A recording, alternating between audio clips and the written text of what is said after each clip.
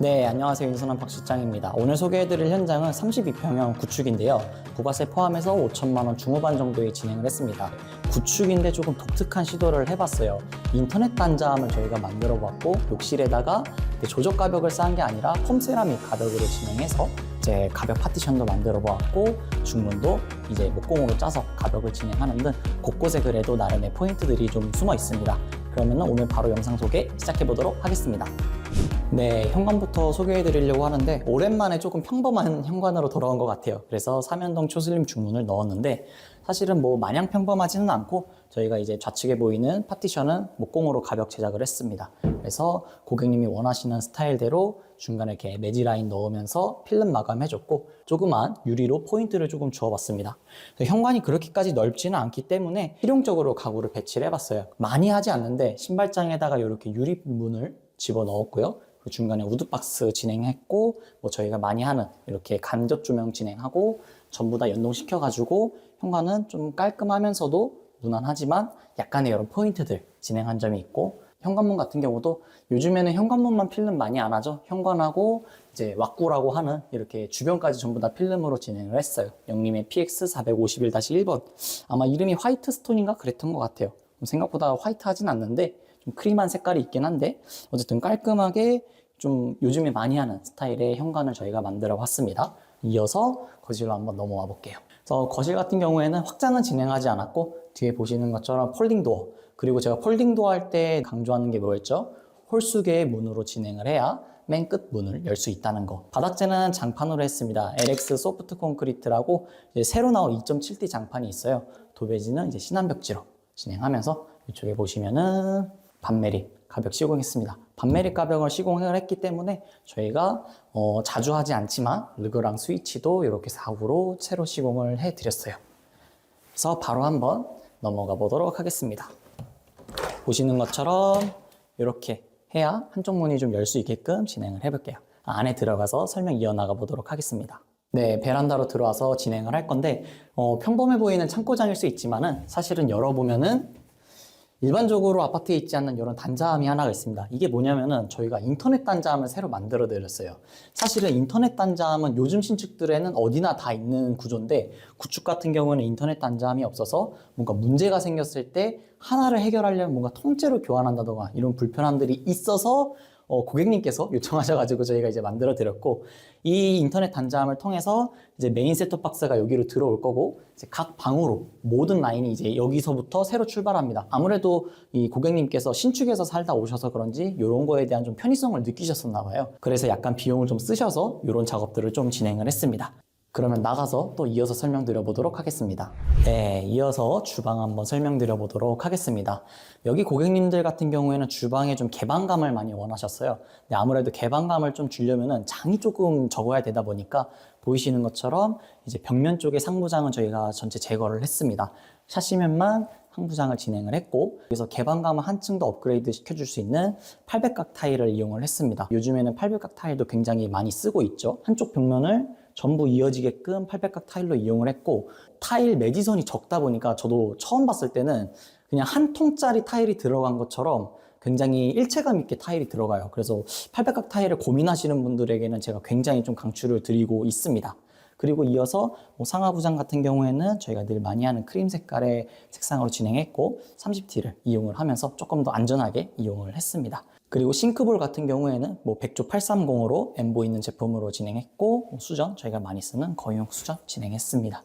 그리고 이 간접 조명 같은 경우에 아마 많은 업체들이 이 싱크대 상부장 간접 조명을 안으로 숨기면서 별도로 스위치를 제작을 해드려요. 기존 스위치가 있는 부분에다가 스위치를 별도로 만들어 드리는데 이제 저희 같은 경우에는 이 조명을 껐다 켜기 위해서 그 멀리까지 계속 왔다 갔다 하는 게 좀 오히려 불편하지 않나라는 생각을 해서 이렇게 좀 개별 스위치를 여기서 좀 제어하게끔 달아드리는데 그 대신에 이렇게 좀 노출이 된다는 점. 근데 저희가 요거에 대한 비용을 특별히 시공비를 받진 않으니까요. 그래서 저희 고객님들은 좀 이렇게 많이 이용을 하시고 실질적으로도 좀 여기가 굉장히 밝아져가지고 요리를 하실 때도 확실히 좀 편하게 이용을 하시는 것 같습니다. 그리고 후드 같은 경우에도 요즘에 하이드 후드 많이 쓴다고는 하지만 조금 더 흡기력이 강한 트라이헤드 심리 후드를 저희가 이용을 했습니다. 나가는 문은 터닝도어, LX 터닝도어로 진행을 했고, 이제 주방 베란다 같은 경우에는 뭐 특별히 진행하지 않고 그냥 도장하고 타일 깔끔하게 그렇게 진행했습니다. 그리고 보시는 것처럼 이렇게 냉장고장 2개 들어올 수 있게끔 진행해드리면서 키 큰 장도 진행해드려가지고 다 가전을 좀 넣어서 진행할 수 있게끔 그렇게 장을 짜드렸습니다. 그리고 이어서 제가 한번 건너방 한번 들어가 보도록 할게요. 사실 제가 방 소개는 그렇게 자주 안 해드려요. 왜냐면 방이 특별히 소개할 게 없어가지고 자주 안 해드리는데, 제가 이 방을 좀 들어온 이유는 이 벽박이장을 한번 좀 비춰주시겠습니까?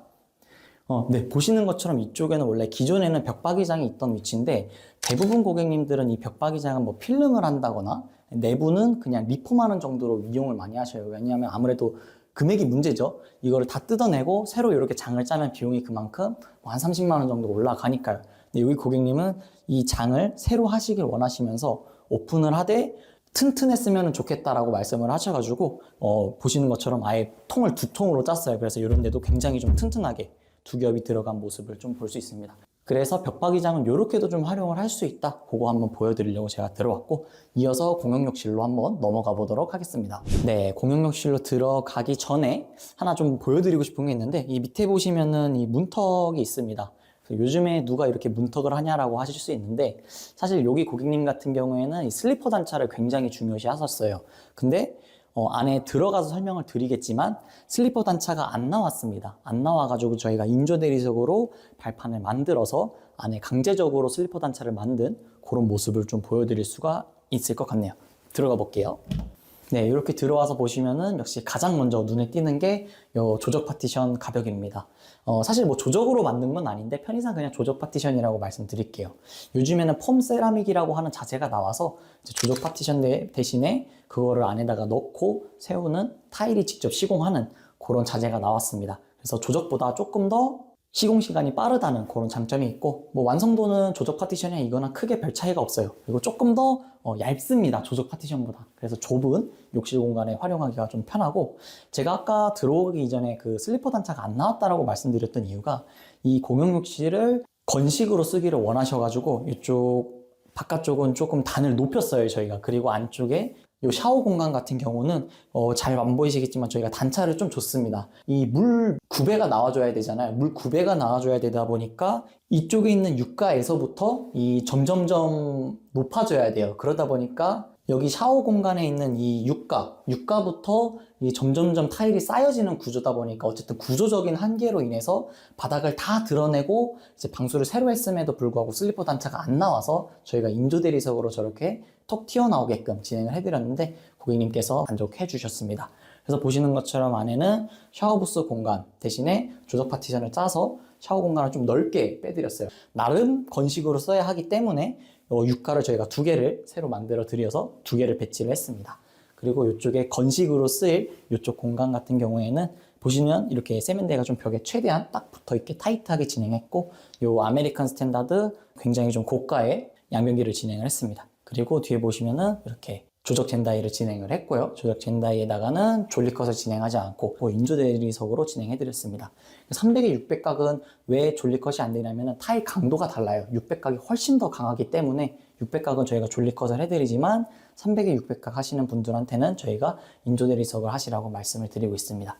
그리고 뭐 슬라이드장 진행하는데, 슬라이드장 같은 경우에는 안에 이렇게 뭐 콘센트도 있고 바구니도 있고 약간 조금 비싼 그런 제품을 이용을 했고, 이제 메리평 휴지거리 무광식으로 진행해서 조금 더 깔끔하게 이용할 수 있는 그런 욕실을 만들어 봤습니다. 그래서 처음으로 저희가 이렇게 욕실을 조적 파티션을 해봤는데 깔끔하게 잘 나온 것 같아서 굉장히 좀 뿌듯하게 그렇게 나온 현장인 것 같습니다. 그러면 안방 들어가면서 마저 설명드려 볼게요.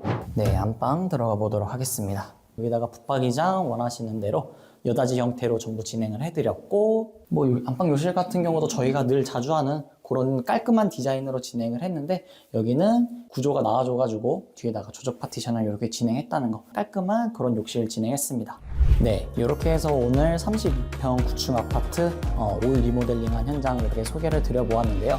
보셨던 것처럼 사실 엄청나게 디자인이 많이 적용된 공간은 아니에요. 그런데도 불구하고 공사 금액이 꽤 높았죠. 인터넷 단자함을 만든다든지, 아니면 공용 욕실에다가 저렇게 조적 파티션을 만든다든지, 중문 가벽 파티션, 사실 이런 세부적인 거 하나하나가 금액을 굉장히 좀 많이 좌지우지 하거든요. 양변기 같은 경우도 굉장히 고가 제품이라서 그런 부분에서도 금액이 많이 올라갔다던가. 사실 요즘에는 정말 5천만 원대 인테리어가 노멀하다라는 생각이 들 정도로 굉장히 많은 분들이 선택하시는 금액대이기는 해요. 굉장히 큰 금액이고, 그렇기 때문에 저희가 고객님들에게 최대한의 만족감을 드리기 위해서 정말 많이 고군분투하면서 노력하고 있습니다.